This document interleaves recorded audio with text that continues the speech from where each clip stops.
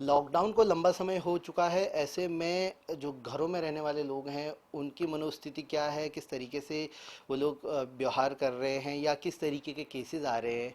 हमारे साथ देहरादून के मशहूर मनोवैज्ञानिक डॉक्टर मुकुल शर्मा मौजूद हैं।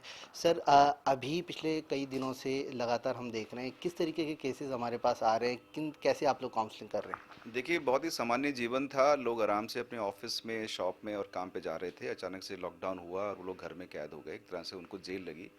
और बहुत ही ऑथेंटिक इन्फॉर्मेशन नहीं थी लोगों के पास। 4 दिन, 5 दिन, 10 दिन, 15 दिन उन्होंने वेट किया, लेकिन उसके बाद किसी को 24 घंटे बंद करना, वो वॉक नहीं कर पा रहे थे, ऑफिस नहीं जा पा रहे थे, तो बहुत सारा स्ट्रेस, उनको फियर और बहुत सारा डिप्रेशन सामने आया।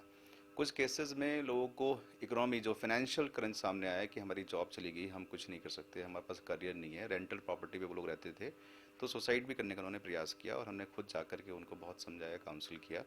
और 2 केसेस में हमको एडमिट कराना पड़ा क्योंकि बहुत ज़्यादा वो ऊपर से जंप कर रहे थे। तो सुसाइड केस भी सामने आए हैं। डिप्रेशन काफ़ी बड़ा है। स्ट्रेस तो मुझे लगता है 90% लोग स्ट्रेस में हैं, क्योंकि कल क्या होने वाला है किसी को पता नहीं है। और कोरोना कोविड-19 की इन्फॉर्मेशन बहुत ही ऑथेंटिक हमारे पास नहीं आ रही है, तो लोग बहुत डरे हुए हैं कि कल हमारे साथ क्या होगा। डॉक्टर साहब, क्योंकि एक कई फेक जो रूमर्स की बात करूं मैं, वो भी बहुत ज़्यादा स्प्रेड हो रहा है। क्या ये भी कारण हो सकता है कि जो कोरोना को लोग जो क्योंकि बहुत गंभीरता से ले रहे हैं, ऐसे में अगर कुछ अफवाहें आ रही हैं या कुछ ऐसे पैनिक क्रिएट करने वाली इन्फॉर्मेशन आ रही हैं, उससे लोग थोड़ा डिप्रेस हो रहे हैं। देखिए, लगभग 23% जो हमारी आबादी है देश की, वो बहुत छोटे तबके की है। उनके पास अशिक्षा है, बहुत क्वालिफाइड नहीं है, वो हैंड टू माउथ काम करते हैं।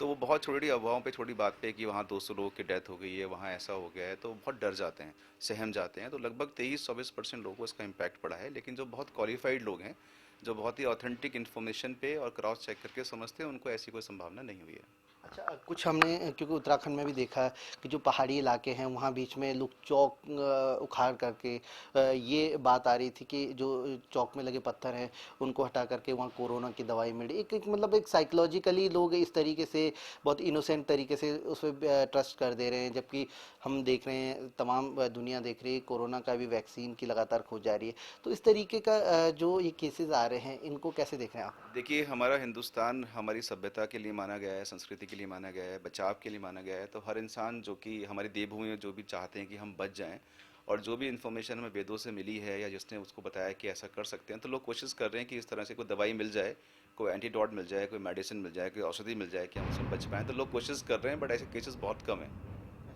तो अगर मैं बात करूं जो कोरोना वॉरियर्स हैं, या क्या इस तरीके के केसेस भी आ रहे हैं जो उस काम में लगे हुए हैं, वो बहुत ज़्यादा प्रेशराइज हो रहे हों या स्ट्रेस में हों, या कुछ इस तरीके के केसेस आपके पास आए हों। देखिए, जब ये लॉकडाउन था तो बहुत सारे बुद्धिजीवी, सामाजिक संगठन, डॉक्टर्स और हमारी मीडिया को बड़ा आइडिया था कि ये 15-20 दिन चलने वाला है इनिशियल फेज में। उन्होंने बहुत सारी तैयारियां की थी और वो बहुत ज़्यादा बाहर सड़क पे उतर के आ गए थे और लोगों को हेल्प कर रहे थे पुलिस की मदद से।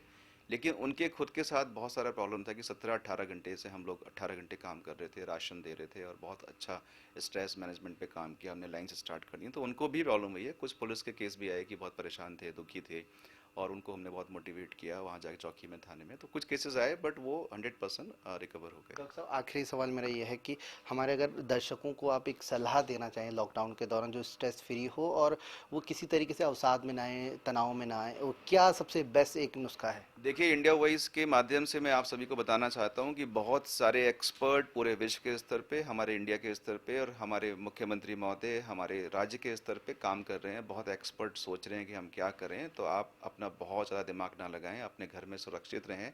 घर में रहना ही आपके लिए बहुत बड़ी सपोर्ट है, सरकार को और एक्सपर्ट्स को।